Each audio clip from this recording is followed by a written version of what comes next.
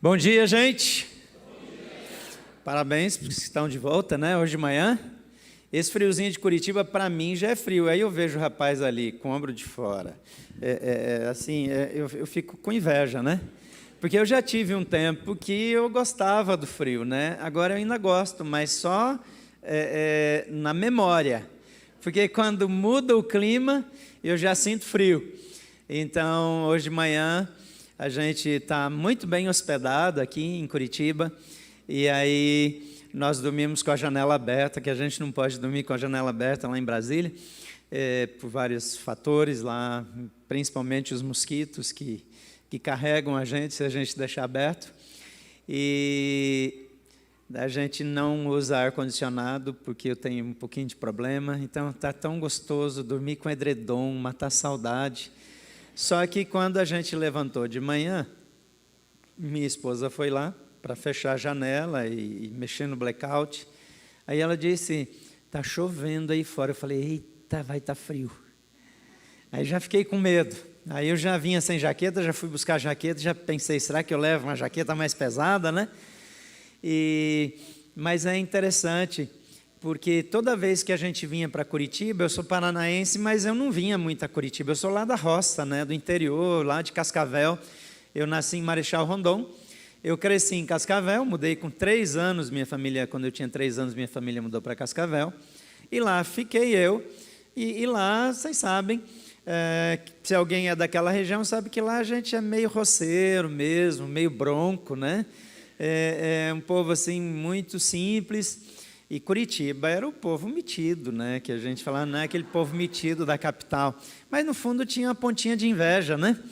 Aí, quando os anos passaram, eu desenvolvi já no contexto do ministério, eu considerava vir para Curitiba plantar uma igreja, porque eu achava que Curitiba era carente de boas igrejas, de igrejas grandes. E muito antes de eu ter qualquer possibilidade de fazer isso, as igrejas de Curitiba começaram a se tornar igrejas referência no Brasil inteiro. Muitas igrejas cresceram, muitas igrejas ficaram extraordinárias. E quando chegou o tempo que eu poderia fazer isso, olhei para Curitiba e falei, Curitiba não precisa mais. Curitiba tem cristão que chega para resolver tudo que precisa em Curitiba e para ajudar a resolver no resto do Brasil e no mundo, então Curitiba saiu da minha lista. E eu fui morar em Brusque, em Santa Catarina. Mas por morar em Brusque, ficou pertinho.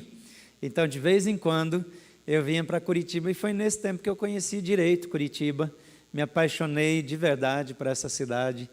E é um tempo tão bom para mim, é um presente de Deus. A agenda realmente estava meio complicada. Normalmente, no carnaval, eu não saio. Já tem muitos anos, porque é uma oportunidade tão boa da gente ter atividades na igreja, como vocês estão fazendo aqui. Mas nós temos um evento, que é o Alto de Páscoa, é um musical, e esse musical, quando a gente tem agenda, então nós recebemos até 20, 25 mil pessoas para participar do musical, num auditório que não é muito grande. Então, são 18, 20, às vezes 22, 25 apresentações a uma temporada, né? E é muito puxado. A gente costuma ter entre 1.000 e 1.500 voluntários envolvidos só nesse espetáculo.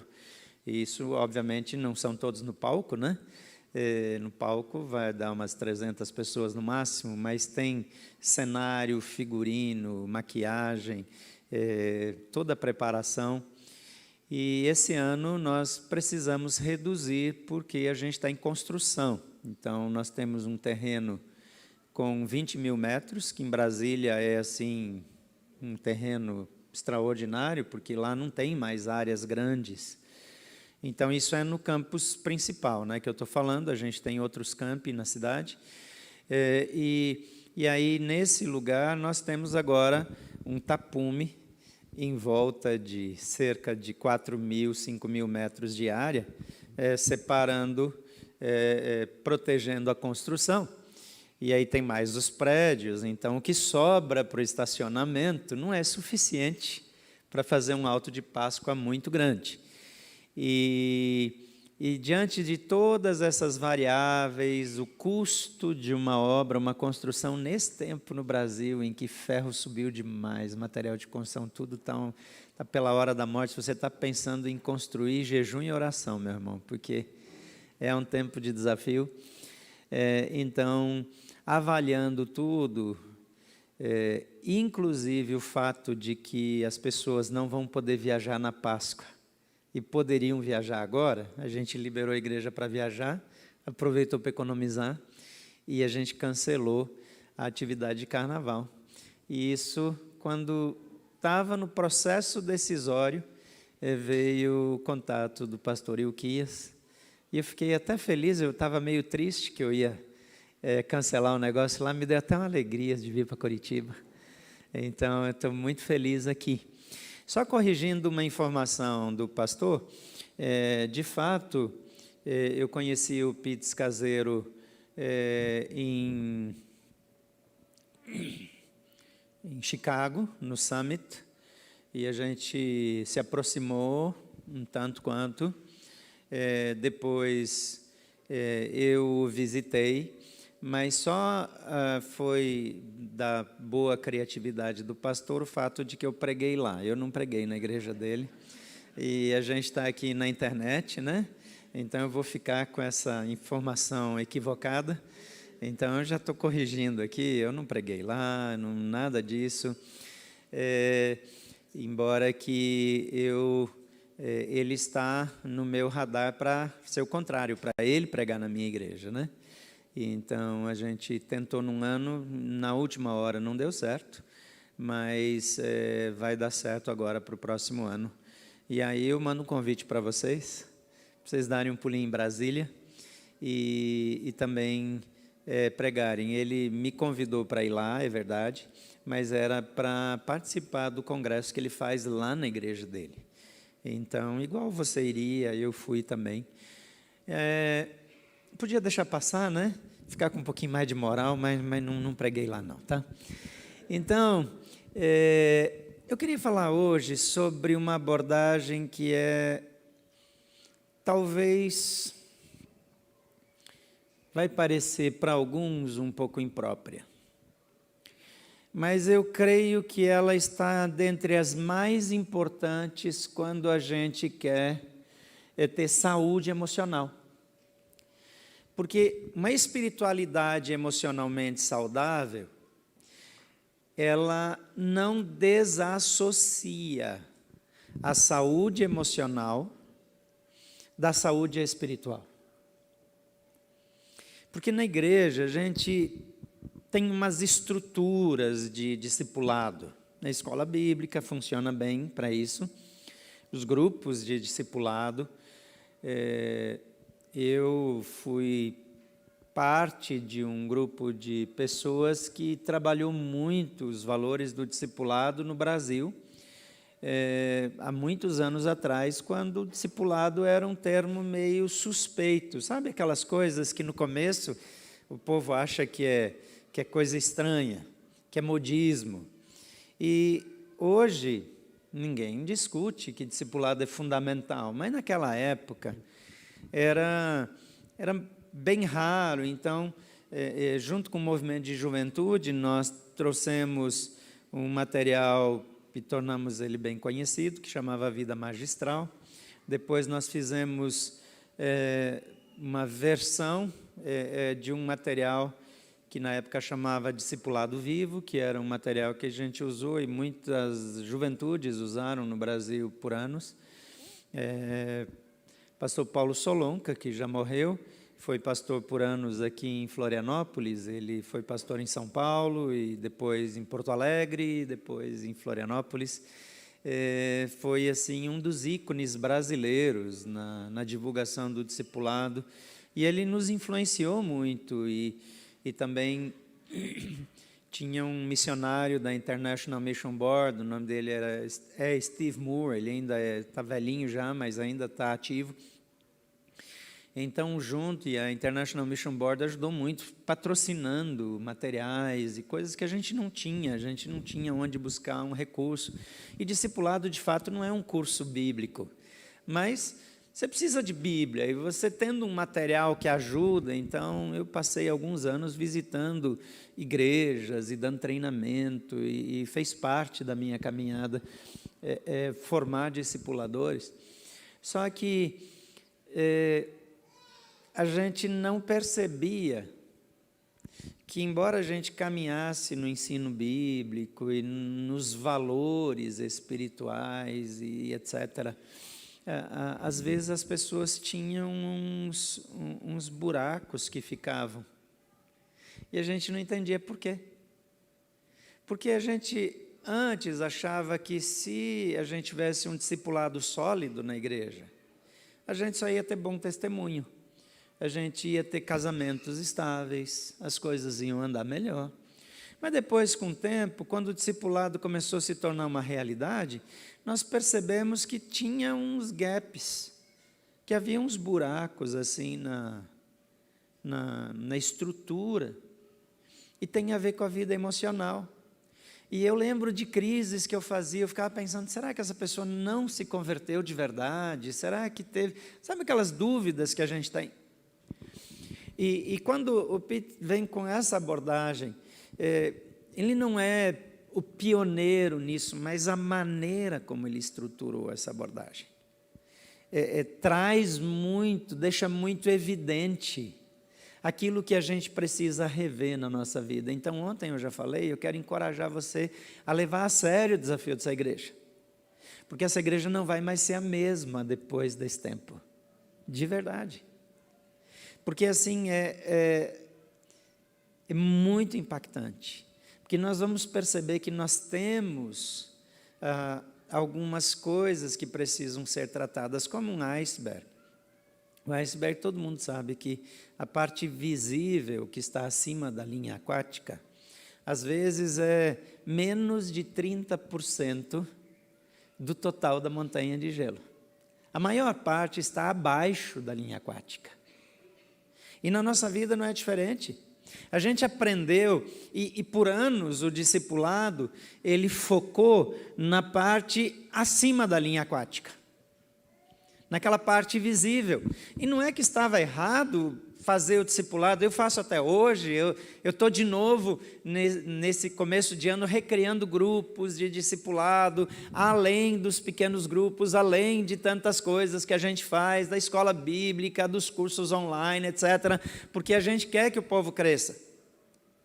E o que a gente vê é o testemunho público, que fica acima da linha aquática, mas o que provoca o testemunho público é o que está abaixo. Faz sentido para você? Às vezes a gente nunca entrou nisso. Tem um livro do Gordon MacDonald que chama Olhando para Dentro, Inside Out. Não, eu sempre esqueço, mas em português... Não, é do Crabb, eu acho, é de dentro para fora. É de dentro para fora. Acho que é do Crabb. Acho que eu estou confundindo. E ele faz com que a gente consiga enxergar coisas que tem lá dentro que a gente nem percebia. Nem percebia. Porque a gente nunca lidou com isso. Então, nessa manhã eu quero abordar uma questão que é fundamental e que muitos não valorizam, que é a questão da paternidade, ou aquilo que eu chamo de espírito de orfandade. Espírito, nem sempre, quando a gente fala de espírito, a gente está falando do Espírito Santo, nem sempre está falando do espírito imundo também, porque às vezes a gente está falando de um espírito, mas às vezes a gente está falando só de um sentimento, de uma inclinação, ou de uma percepção. E na questão de orfandade tem um aspecto espiritual também, porque Satanás sempre vai reforçar em nós aquilo que faltou. Vocês lembram lá no Jardim do Éden, a abordagem de Satanás em forma de serpente para com a mulher? A abordagem de Satanás sempre é fazendo você olhar para a escassez. Se você olhar em todo o processo, eu vou dar alguns exemplos rapidamente para fazer sentido para você. Ele diz: é isso que Deus disse, que vocês não podem comer de qualquer árvore? Deus diz: não, a gente pode comer de toda a árvore, menos da árvore do conhecimento do bem e do mal. Porque se a gente comer, né, desse fruto, a gente vai morrer. Ele diz: não, vocês não vão morrer. Porque a única coisa que vocês realmente não podem viver sem é esse fruto. Porque se vocês comerem desse fruto, vocês vão ser como Deus, conhecedores do bem e do mal. A informação é tendenciosa. Vão ser conhecedores do bem e do mal? Verdade. Como Deus? Não. Nunca. Só que ele tenta criar uma atração em você em relação àquilo que você não tem. Olha lá para o jardim, para o deserto, na tentação de Jesus. Qual é a abordagem do diabo? O que supostamente Jesus não tinha. Você está com fome? Transforma pedras em pão. Você veio aqui para resgatar as pessoas? Eu te dou. É sempre o olhar pela escassez. Então guarda isso na sua mente. Eu poderia dar mais alguns exemplos, mas senão eu vou me estender demais. Todo pensamento que surge, que nasce da escassez, é de origem satânica. Aquilo que não tem, eu vou fazer porque não tem, eu preciso porque aquilo falta. Tudo que nasce da escassez e que vira uma tentação, ou um desejo, uma força, tudo que vem da escassez nasce de Satanás. Aquilo que vem de Deus nasce sempre da abundância. A abordagem de Deus é: vocês podem comer livremente de tudo. Só não mexe com isso, porque isso aqui vai te fazer mal. A abundância da presença de Deus. Nós somos abençoados com toda sorte de bênçãos espirituais nas regiões celestiais em Cristo Jesus. Então, eu vou fazer alguma coisa, porque em Cristo eu posso todas as coisas, porque Ele me fortalece. Eu vou suprir uma necessidade de uma área ou de um grupo de pessoas, porque na abundância do Senhor eu posso enfrentar qualquer situação. Mas quando nós nos movemos com base na escassez, nós estamos caindo numa armadilha. Então, esse é um crivo importante, valeria a pena gastar mais tempo nisso. Mas eu quero falar da questão da paternidade ou do espírito, da sensação, da percepção ou da reação de orfandade. Porque normalmente não é uma percepção de fato. Normalmente é uma coisa não muito clara. E aí você olha para alguns detalhes. O Brasil é um dos campeões globais de filhos sem o nome do pai na certidão de nascimento. Eu peguei os números outros dias, mas com a minha memória pós-Covid eu não vou nem arriscar. Mas numa pesquisa simples, você vai ver que no ano passado houve uma explosão, cresceu, aumentou o número de crianças sem o nome do pai, só com o nome da mãe, na certidão de nascimento. E essa ruptura com a paternidade dificulta a pessoa confiar num pai eterno. Se não tem um pai que vê, ou se o pai é um abusador, ou é um negligente, ou um beberrão, ou alguém que abusa emocionalmente. Então eu tenho medo do pai. Eu tenho problemas nessa área, mas de uma certa maneira, associar essa ideia ao Pai eterno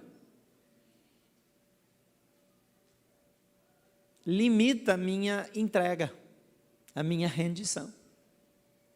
E eu normalmente não percebo, porque eu nunca senti como é ser diferente. E se eu não sentir como ser diferente, eu não tenho como sentir falta de uma coisa que eu não conheço. A motivação da Apple, dos tempos do Steve Jobs, era criar uma coisa que as pessoas não sabem que precisam e depois convencer as pessoas que elas não podem viver sem isso. Então a Apple, ela não tinha um conceito de suprir as necessidades. A intenção era criar uma necessidade. Quer dizer, eu vou criar algo tão extraordinário que a pessoa não pode mais viver sem. E sabe que essa lavagem cerebral funciona? Eu só uso Apple. E eu acho uma imoralidade o preço de um iPhone novo. Eu acho uma indecência. E daí eu começo a me preparar para romper, para me divorciar da Apple. Mas quando o meu celular vai ficando velhinho, eu vou lá e compro outro. Eu dou um jeito. Agora eu aprendi um jeito de não gastar tanto na troca. Então, eu estou fidelizando cada vez mais em vez de me libertar. É uma prisão. Orem por mim. É uma prisão. Eu uso o iPad, eu uso o iPhone. E antes eu usava o MacBook, né? Mas agora com o iPad não precisa mais. Eu não preciso mais. Então eu eliminei um, disse, olha como eles são maravilhosos, me libertaram do computador. Não, eles me aprisionaram mais ainda. Então, algumas coisas nós ainda não sabemos que nós precisamos. E daí nós não sentimos falta. E nesse sentido é uma coisa importante. E eu queria usar uma parábola, uma metáfora que Jesus conta, para trabalhar com isso, e você conhece tão bem, que você já ouviu tanta pregação, tanta informação sobre isso, mas eu vou tentar levar você a olhar com os olhos um pouquinho por fora da caixa, para ajudar a entender esse processo. Vamos lá? Lucas capítulo 15, 11 a 32. Jesus continuou, um homem tinha 2 filhos, o mais novo disse ao seu pai, pai, eu quero a minha parte da herança, e assim ele repartiu a sua propriedade entre eles. Não muito tempo depois, o filho mais novo reuniu tudo o que tinha e foi para uma região distante, e lá desperdiçou os seus bens vivendo irresponsavelmente. Depois de ter gasto tudo, houve uma grande fome em toda aquela região e ele começou a passar necessidade. Por isso foi empregar-se com um dos cidadãos daquela região, que o mandou para o seu campo a fim de cuidar de porcos. Ele desejava encher o estômago com as vagens de alfarrobeira que os porcos comiam, mas ninguém lhe dava nada. Caindo em si, ele disse, quantos empregados de meu pai têm comida de sobra e eu aqui morrendo de fome? Eu me porei a caminho e voltarei para meu pai e lhe direi, pai, pequei contra o céu e contra ti. Não sou mais digno de ser chamado teu filho, trata-me como um dos teus empregados. A seguir levantou-se e foi para o seu pai. Estando ainda longe, seu pai o viu e, cheio de compaixão, correu para o seu filho, o abraçou e beijou. O filho lhe disse, pai, pequei contra o céu e contra ti. Não sou mais digno de ser chamado teu filho. Mas o pai disse aos seus empregados, aos seus servos, depressa, tragam a melhor roupa e vistam nele, coloquem um anel em seu dedo e calçados em seus pés. Tragam um novilho gordo e matem-no. Vamos fazer uma festa e comemorar.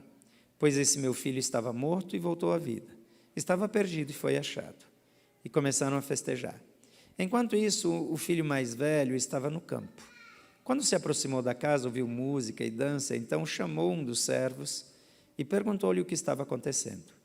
E este lhe respondeu, seu irmão voltou e seu pai matou o novilho gordo, porque o recebeu de volta são e salvo. O filho mais velho encheu-se de ira e não quis entrar. Então seu pai saiu e insistiu com ele. Mas ele respondeu ao seu pai, olha, todos esses anos tenho trabalhado como escravo a teu serviço e nunca desobedeci às tuas ordens. Mas tu nunca me deste nem um cabrito para festejar com meus amigos.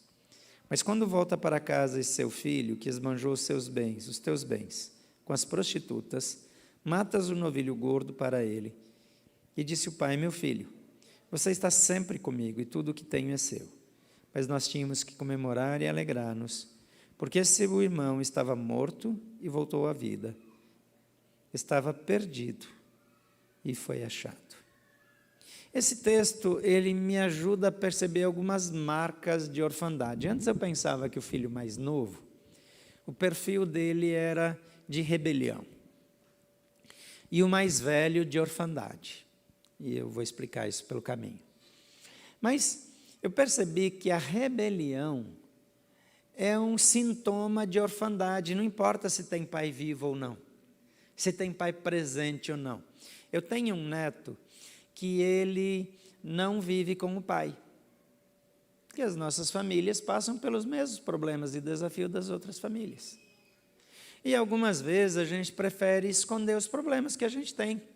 Mas o fato é que nossas famílias eventualmente podem ter problemas, glória a Deus se a sua não tem esse tipo de problema. Eu passei por uma dificuldade e eu tenho um neto que não mora com o pai.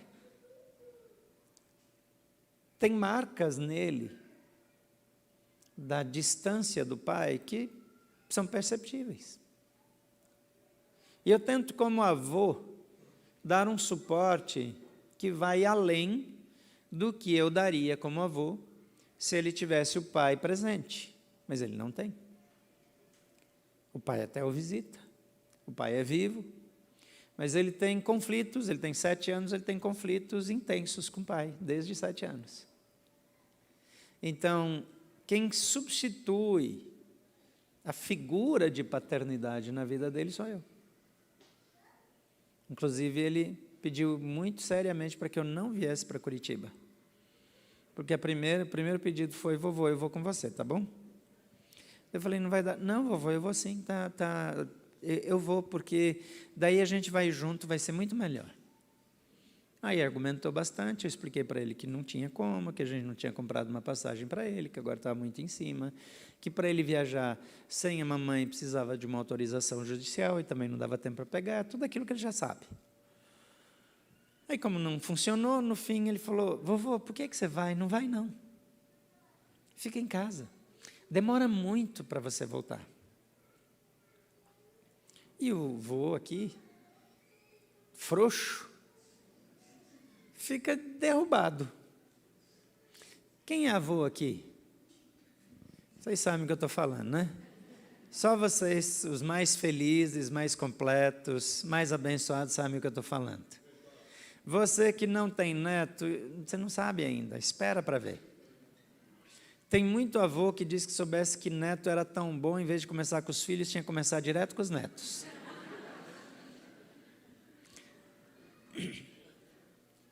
Mas essas coisas são... Alguém precisa suprir esse papel. E às vezes a gente vê falhas na paternidade. E algumas marcas, elas aparecem na vida, elas não são presentes em todos. Eu vou destacar só algumas, porque senão fica muito longo. A primeira marca que eu quero destacar, que eu vejo nesse texto, é forte atração pelas posses e pouco interesse pelas pessoas. Em Lucas 15, 22, diz que o mais novo disse ao seu pai: pai, eu quero a minha parte da herança. E assim ele repartiu a sua propriedade entre eles. Veja que você já deve ter ouvido isso ou lido, que naquela época era impensável um filho dizer para o pai: eu quero a minha parte da herança, porque ele só recebe herança quando o pai morre.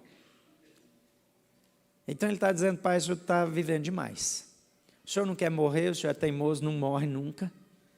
Então eu quero o meu direito de filho de pai morto. Num tempo em que um filho que era rebelde contra o seu pai podia ser apedrejado, e tão apedrejado que ficava um monte de pedras para não precisar nem sepultar, porque essa era uma execução opressiva e didática ao mesmo tempo. Porque eu posso imaginar algumas mães não muito sensíveis, andando com o filho que está respondendo mal a ela, dizendo: está vendo aquele monte de pedra? Seu primo está lá de baixo. Esse é um argumento forte. Os psicólogos piram, né, quando eu falo isso. Mas é um argumento convincente. É uma educação de choque, diferente da nossa. Os traumas deviam ser um negócio. Ser psicólogo naquela época devia dar muito dinheiro. Mas também era um tempo de pouco mimimi. Hoje você precisa de psicólogo para tudo, né? Naquela época, tomou uma pedrada na cabeça porque desobedeceu o pai. Isso aí não é nada, isso é para aprender. Não tinha muito mimimi, não tinha muita... O esquema era bruto. Você imagina você crescer assim: eu não vou fazer. Está vendo aquele monte lá? Ele ia ter 20 anos agora. Com 15, está lá embaixo. Você quer um monte só para você? Como é que responde mal depois disso? Eu não estou propondo uma nova educação libertadora, não, gente. Não é isso. Mas então era meio escandaloso esse comentário de Jesus de que um filho vai pedir a herança para o pai. Pior ainda, o pai, em vez de presentear ele com um monte de pedras, o presenteia com a herança. Diz que ele dividiu a herança entre os filhos. Mas que raio de pai frouxo é esse? Isso aí não faz sentido. É escandaloso para eles, num sistema de valores diferente do nosso. Mas esse filho, ele quer o que o pai tem. Ele não está interessado nos conselhos do pai, na sabedoria do pai, no relacionamento com o pai. E a próxima coisa é a marginalização da paternidade. Lá no versículo 3 diz: não muito tempo depois, o filho mais novo reuniu tudo que tinha e foi para uma região distante e lá desperdiçou tudo que tinha irresponsavelmente. Mas o fato é que ele queria o que ele só teria direito se o pai tivesse morto. Depois que ele tem, ele age como se o pai tivesse morrido, ele vai embora. Naquela época não tinha e-mail, não tinha WhatsApp, não tinha Instagram. Então, ele foi embora e não tinha mais contato. Mas no nosso tempo que a gente tem, a gente pode fazer chamada de vídeo no WhatsApp, a gente pode ligar, a gente tem avião, tem ônibus. Quando era criança, avião era coisa de rico. Só rico entrava no avião. Agora tem voo para todo lugar. É muito mais acessível. Está meio caro agora, está uma época assim que está voltando essa coisa de rico, né? Para você pegar um avião está caro. Mas hoje você parcela em 12 vezes, em 24 vezes, em 36 vezes, tem todo tipo de negócio. E tem filho que só fala com o pai no aniversário, no Natal, fala com a mãe no Dia das Mães. Às vezes mora na mesma cidade e nunca visita. Porque a figura paterna, ela começa a perder importância na vida de muitos. Eu sei que tem pessoas que têm um relacionamento adoecido também de dependência, embora sendo adultos.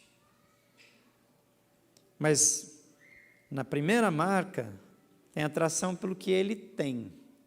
Então busca o pai por interesse. É filho adulto de 30, 40 anos que ainda fica dependendo do dinheiro dos pais. Agora aqui, quando ele tem o que quer, o pai sai, deixa de fazer parte da vida. A terceira coisa é dureza de coração e legalismo. Eu coloquei 2 aqui. Aqui eu olho para o irmão mais velho, versículo 27 diz que ele veio do campo e pergunta o que está acontecendo. E aí o servo diz: o seu irmão voltou. Seu pai mandou matar um novilho gordo, fazer uma festa, estão comemorando. E o filho mais velho encheu-se de ira, diz o texto, e não quis entrar. Então o pai saiu e insistiu com ele. Ele não tem saudade do irmão, ele não tem alegria que o irmão voltou. O que ele tem? Aquele filho do meu pai, não é meu irmão, aquele filho do meu pai, que sempre foi o predileto, ele recebeu a herança e foi embora. e torrou o dinheiro.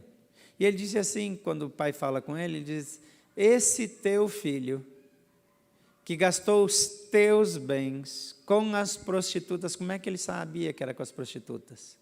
Se não tinha Twitter, não tinha Instagram, não tinha... Como é que ele soube? Se foi lá longe?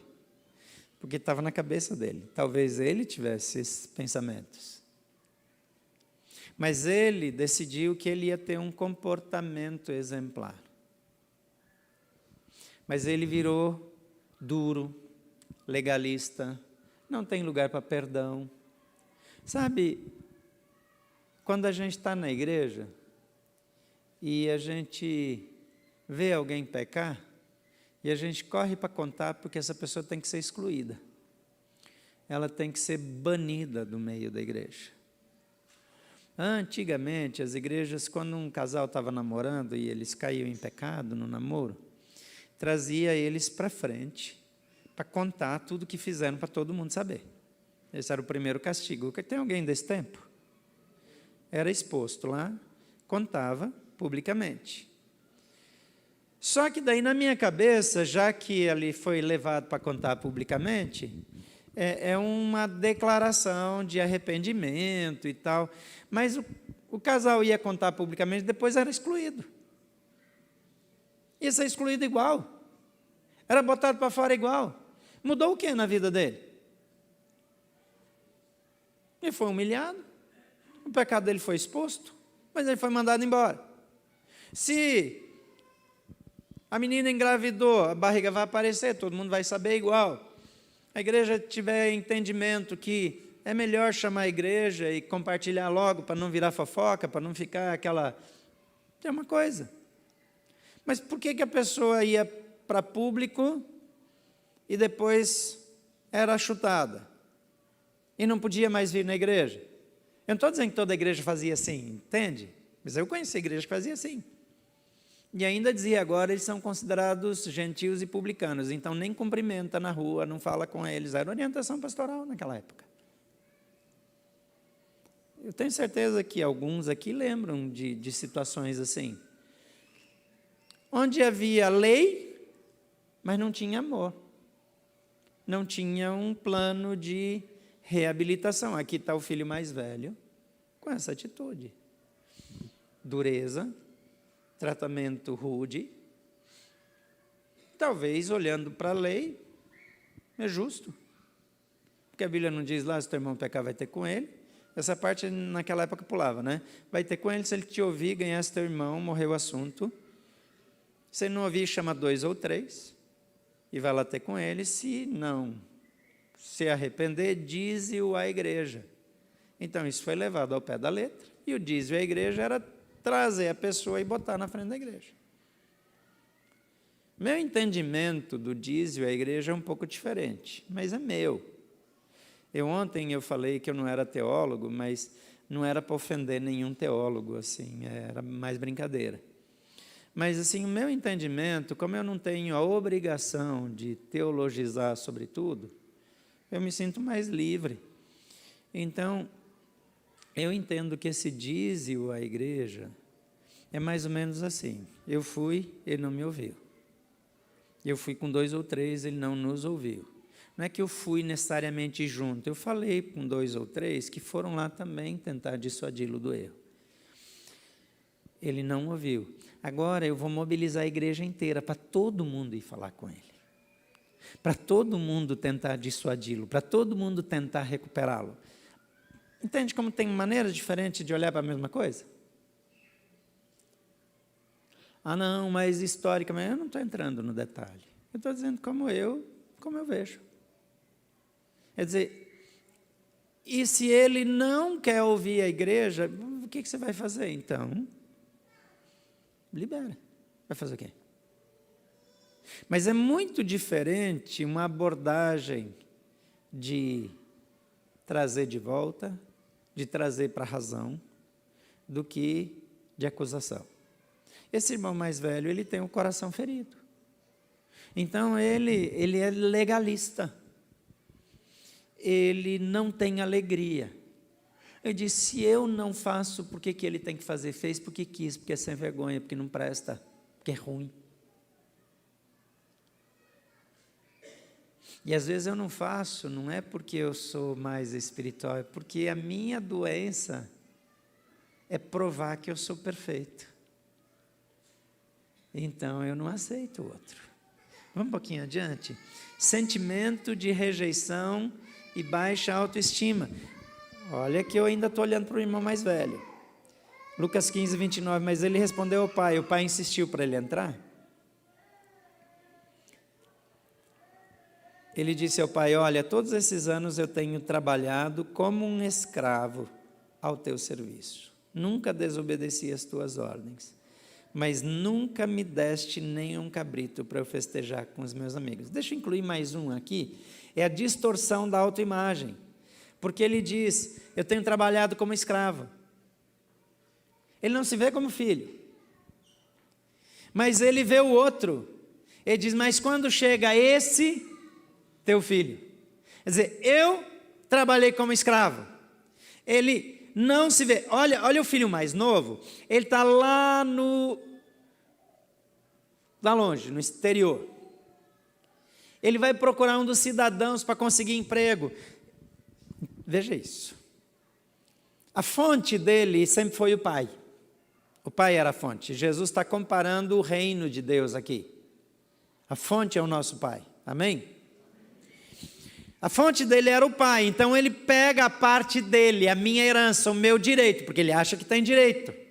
Mas o pai, que é cheio de graça e não de lei, ele concede.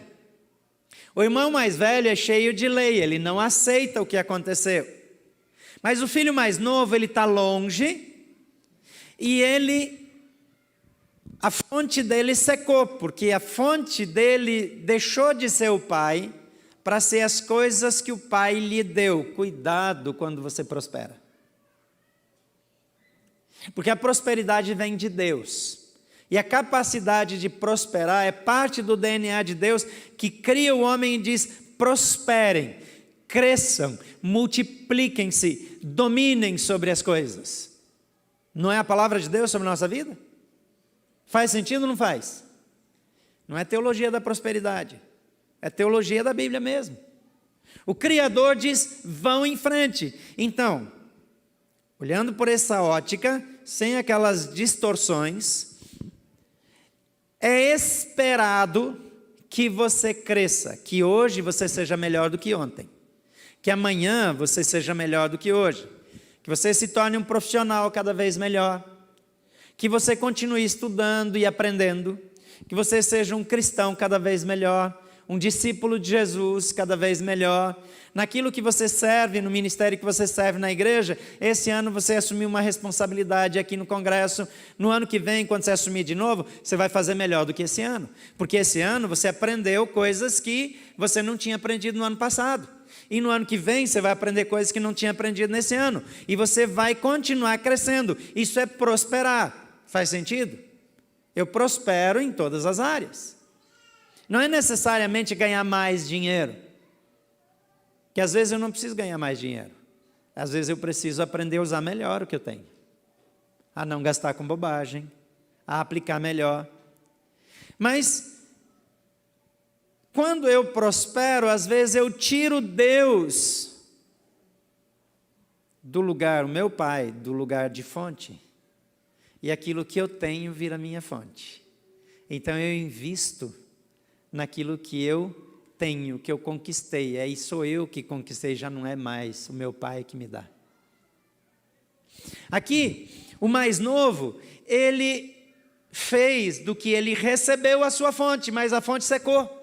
Jeremias diz, 2 males o meu povo cometeu contra mim, a mim me abandonaram, fonte de água viva, e cavaram para si poços ou cisternas rachadas ou rotas que não retêm água. Quando a chuva vem, enche, mas quando vai buscar água depois da chuva, vazou.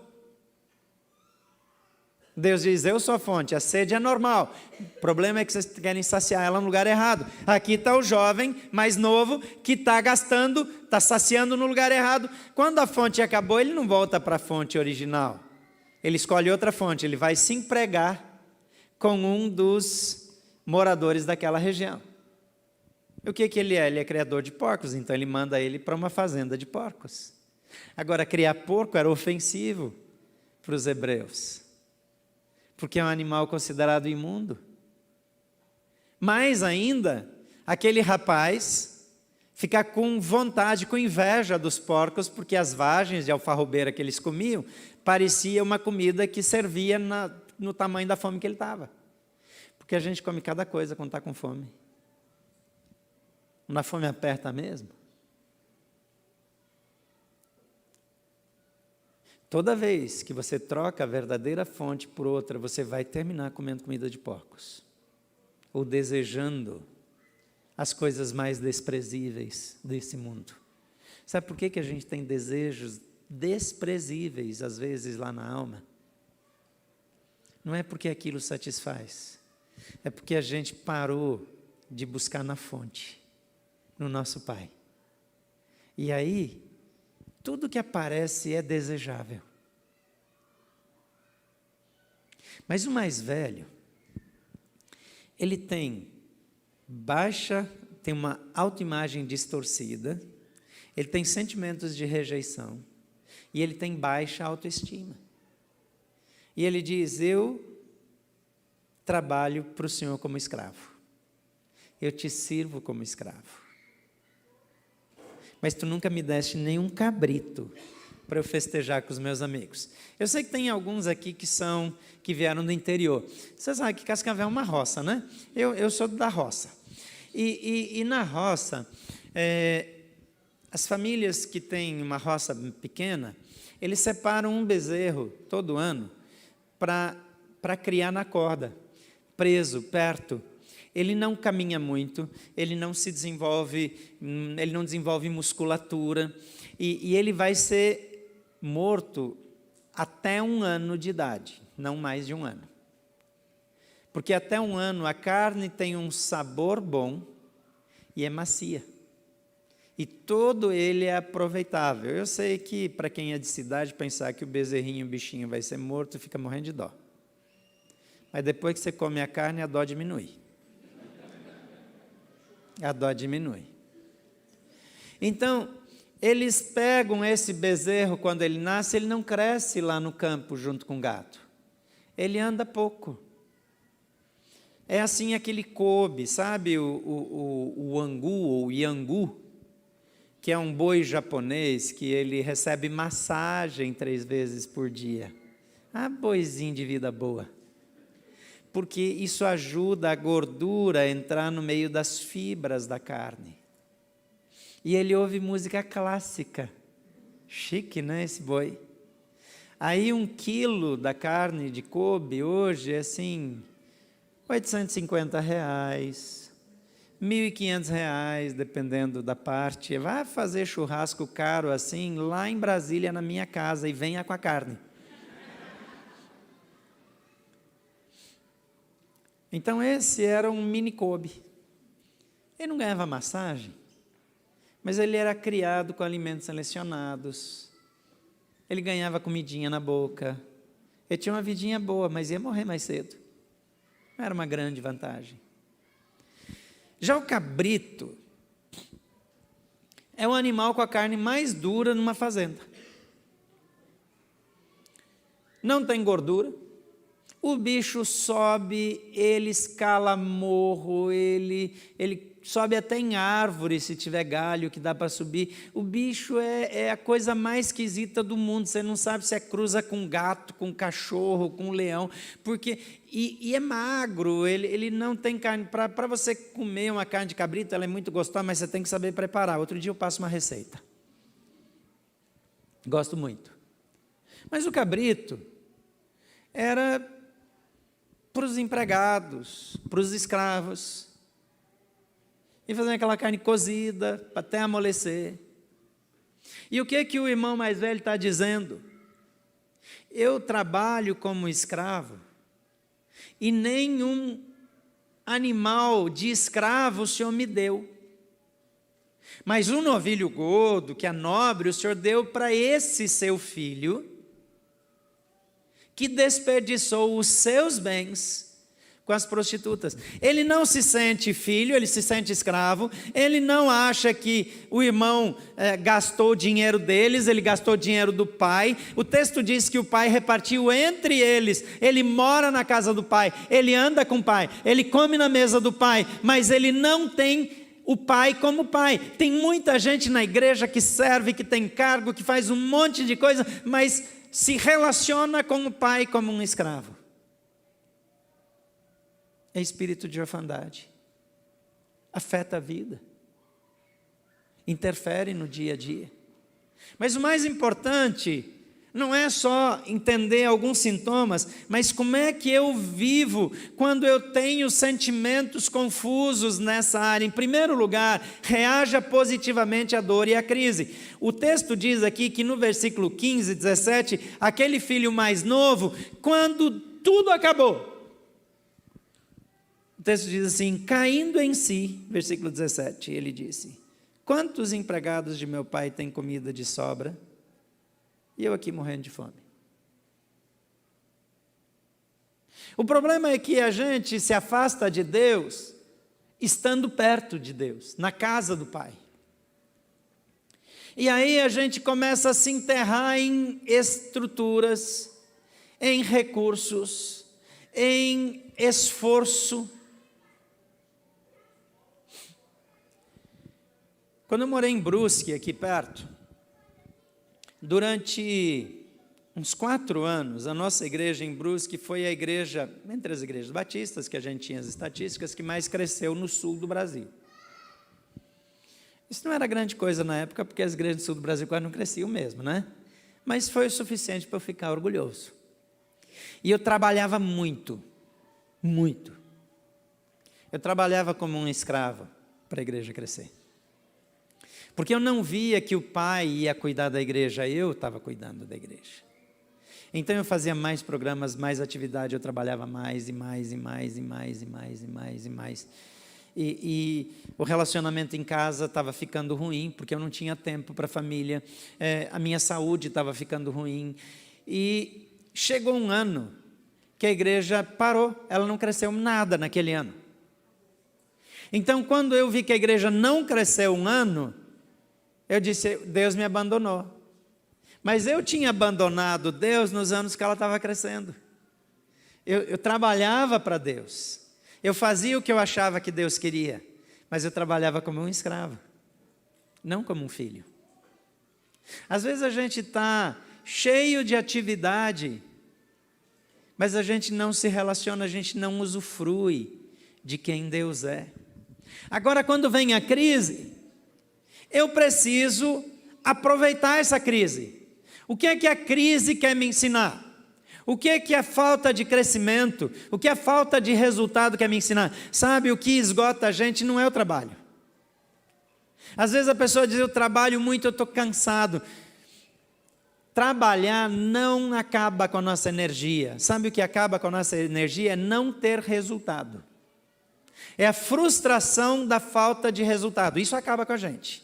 E daí a gente se sente cansado, a gente se sente desanimado, a gente não aguenta mais. Mas quando a gente tem os resultados, a gente tem alegria e satisfação e quer trabalhar ainda mais. Então, quando a crise chega, eu preciso cair em mim. Eu estou assim porque a fonte que eu estou tentando retirar o que eu preciso é uma fonte de escassez. Eu estou vivendo, buscando aquilo que eu penso que falta, e eu não estou olhando para a fonte da abundância. E isso me leva a uma segunda decisão, decida mudar a sua maneira de pensar. Então, eu pensava de um jeito, eu queria distância, eu queria outra coisa. Mas o texto diz aqui que ele pensou, na casa de meu pai tem tantos empregados que têm comida de sobra e eu aqui estou morrendo de fome. Eu me porei a caminho e voltarei para meu pai e lhe direi, pai, pequei contra o céu e contra ti. Então se eu quero mudar o curso da minha vida, a primeira coisa que tem que mudar é a minha mente. Romanos 12 diz, rogo-vos, pois irmãos, pelas compaixões de Deus, que apresenteis vossos corpos sacrifício vivo, santo e agradável a Deus, que é o vosso culto racional, e não vos conformeis com este mundo, mas transformai-vos pela renovação da vossa mente. É aqui que muda. Enquanto eu continuo obtuso, dizendo eu estou certo, a crise sempre é oportunidade para você aprender que você está pensando da maneira errada. Então, reavalie os seus pensamentos à luz da Bíblia, na direção do Espírito diante do Pai. Não é também aceitar qualquer outra ideia. Não é não ter firmeza nas suas convicções. Mas as suas convicções precisam estar embasadas na palavra de Deus, com revelação do Espírito Santo, baseadas num relacionamento de amor com seu Pai. Se ele não está acontecendo, tem alguma coisa errada. Então, decida mudar a sua maneira de pensar. Terceira coisa, transforme as suas decisões em atitudes. Porque tem gente que pensa, mas não faz nada. O texto aqui diz, versículo 20, a seguir levantou-se e foi. Ele foi. Sabe? Tem gente que fica chorando, reclamando, murmurando. Tem algumas pessoas que elas reclamam tanto. Eu lembro de uma história de uma mulher que ela tinha ficado viúva. E numa mensagem, não foi comigo, foi com um conhecido meu. E tem histórias dessas que você deve ter ouvido outras, mas ela chorou muito, muito, e ele achou que ela estava muito comovida pela mensagem. No fim, ela foi falar com ele, e daí ele tentando consolá-la, incentivar e tal, ela disse, eu choro assim, porque nessas horas eu lembro muito do meu marido, eu perdi meu marido, ele morreu, e ele está pensando que o marido morreu assim, naquela semana, uma semana anterior, ela está muito desconsolada. E aí ele perguntou, e no fim, lá para frente na conversa, quando que ele morreu? Tem 18 anos. Ele disse que ele não conseguiu disfarçar. 18 anos? E a senhora está chorando até hoje? E ela ficou assustada. Perguntou, quantos anos a senhora tinha? Eu tinha 25 anos quando ele morreu. E por que a senhora não casou e tem um monte de filho? Olha a sensibilidade do cara.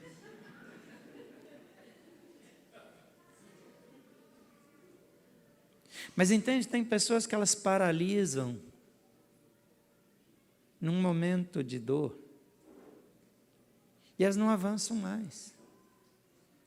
E aí 20 e tantos anos, quase 30 anos depois, ainda está estacionado na mesma dor. Não é que a perda de alguém que a gente ama vai ser apagada. Mas eu não preciso permitir que ela controle o resto da minha vida. Ela é uma marca que vai ficar. Uma traição, um abuso sexual, qualquer coisa grave como essas coisas, vai marcar a nossa vida. Vai. Mas eu preciso tomar decisões e tomar atitudes. Então ele levantou-se e foi para o seu pai. Agora, quando a gente chega perto do Pai, a gente também precisa tomar algumas atitudes. Acolha o amor e as bênçãos do seu Pai. Porque senão você vai ficar obstinado pela culpa. E você vai carregar as marcas. Quando ele chega, ele faz o discurso certo. Ele diz, Pai, pequei contra ti, contra o céu, não sou mais digno de ser chamado seu filho. Por favor, me trate como um dos seus empregados. O texto não diz que o pai deu alguma resposta para ele. Se fosse na vida real, provavelmente tinha dado, mas disse que ele falou para os servos, traga uma melhor roupa, traga um calçado para pôr nos pés, e traga um anel para pôr no dedo. O anel era o direito de vender e comprar. Como é que alguém que desperdiçou tudo vem para casa e recebe o cartão de crédito da família já? Empresarial. Sem limite. Pelo amor de Deus, gente, que pai insano, até eu fico chocado. Mas deu o anel da família. Mas é interessante que o filho mais velho tinha esse anel também. Mas ele diz, o pai nunca me deu nenhum cabrito. Mas ele tinha o raio do anel da família no dedo, ele podia comprar uma manada de cabrito, ele podia comprar o boi que ele quisesse, ele podia fazer o que ele quisesse. Mas ele se via como escravo. O outro, rebelde, que colocou o pai à margem dos seus sentimentos. Ele sabia, aquele lá é o meu pai. O filho mais velho tinha um senhor, quase um algoz. É curioso. Ele tinha tudo, mas se sentia sem nada. O outro não tinha, embora não tivesse direito, ele se sentia dono de tudo, tanto que abusou. Mas quando eu volto para Deus, eu preciso aprender a perdoar a mim mesmo. Porque às vezes eu fico tão abalado pelos pecados que eu cometi que eu não me recupero. Que eu fico preso no passado. E a última coisa, receba as declarações e a herança divina. Disse o pai, meu filho, você está sempre comigo, o mais velho. Tudo que eu tenho é seu. Mas nós tínhamos que comemorar e alegrar-nos. Porque seu irmão estava morto e voltou à vida. Estava perdido. E foi achado. Eu acho muito, muito significativo.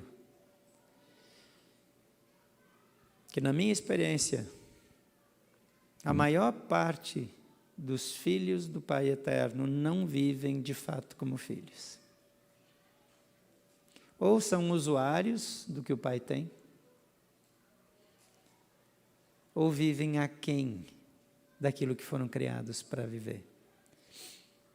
Um dos sentidos da palavra pecar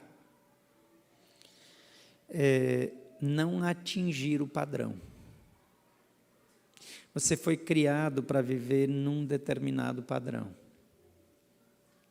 Mas você se contenta em viver aqui, abaixo do padrão. Porque o Pai olha para você e diz, cresça e multiplique-se. O Pai olha para você e diz, essa é a minha criação. Domine sobre ela. Explore, adestre.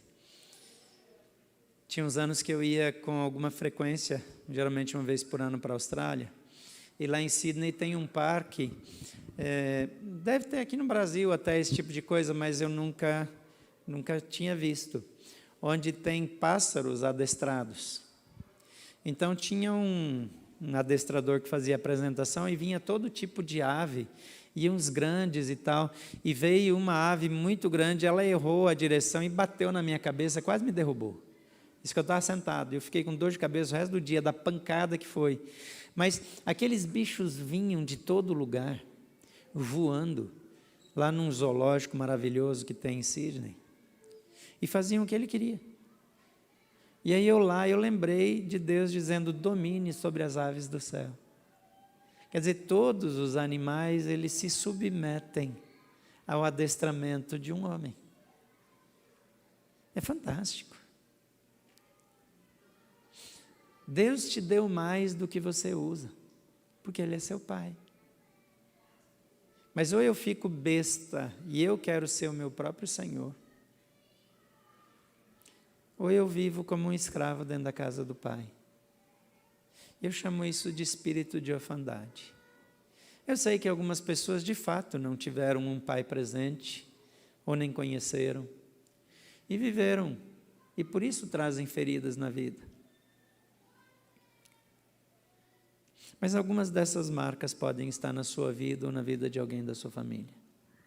Então quero terminar, eu sei que já está tarde, eu queria que você fechasse os olhos. E você permitisse que o Espírito Santo trabalhasse com você nas suas memórias.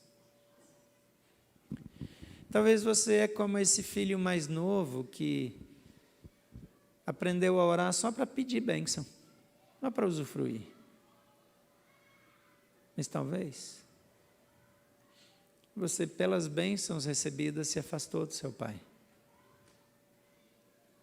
E começou a decidir por si só o que fazer, o que é certo, o que é errado, o que eu quero, o que eu não quero. Isso aqui nem vale a pena orar. Isso aqui eu sei. Ou quem sabe, você serve na casa do Pai como um escravo, mas não usufrui da abundância do Pai. Porque na sua alma, você faz comparações. Você se sente menos especial. menos amado, menos abençoado. Você vê que os outros prosperam. Talvez alguém na sua família passa por problemas assim. Você pode ser fonte de cura, não seja como o irmão mais velho, mas seja como aquele que recebe, que acolhe, que suporta. E talvez você é ferido com seu pai humano.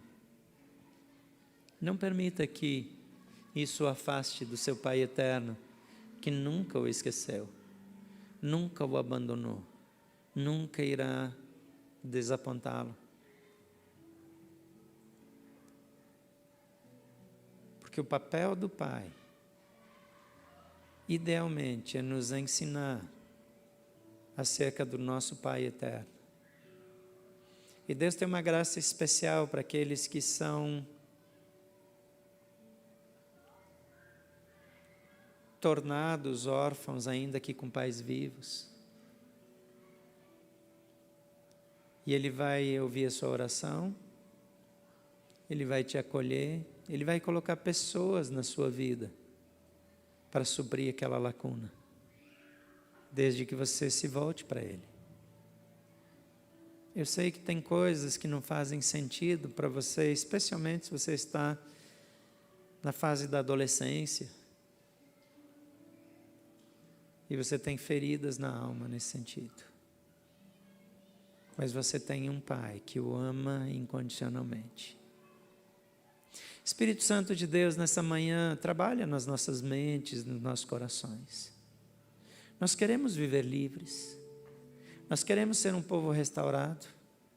Nós queremos ser pessoas que usufruem daquilo que o Senhor conquistou, porque o Senhor conquistou em nosso favor todas as coisas e nos abençoou com toda sorte de bênçãos espirituais.